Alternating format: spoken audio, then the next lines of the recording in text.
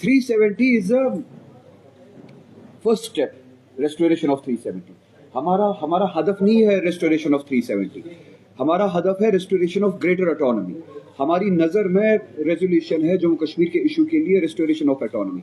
370 is the first step towards achieving that objective.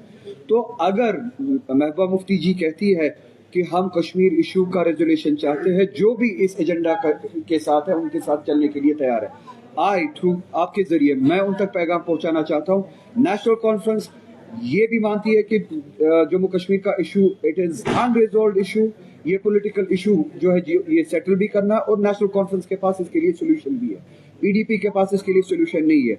अगर now if she sincere to her word, अगर उन्होंने ये बातें ईमानदारी से कही है, तो मैं आपके जरिए उन तक ये पैगाम पहुंचाना चाहता हूं, उस बात पे कायम रहे, ईमानदारी से कायम रहे। नेशनल कॉन्फ्रेंस ये भी मानती है कि इस इशू को रिजॉल्व करना है, उस रेजोल्यूशन के लिए वो सोल्यूशन भी देती है, वो ऑटोनॉमी है।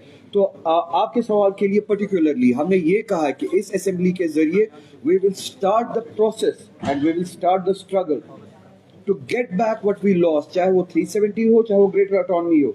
तो हमारा 370 के हवाले से we have a clear stand, और उमर साहब ने भी यही बात कही किसी इंटरव्यू में, और यही बात फर्स्ट पॉइंट है हमारा मैनिफेस्टो में।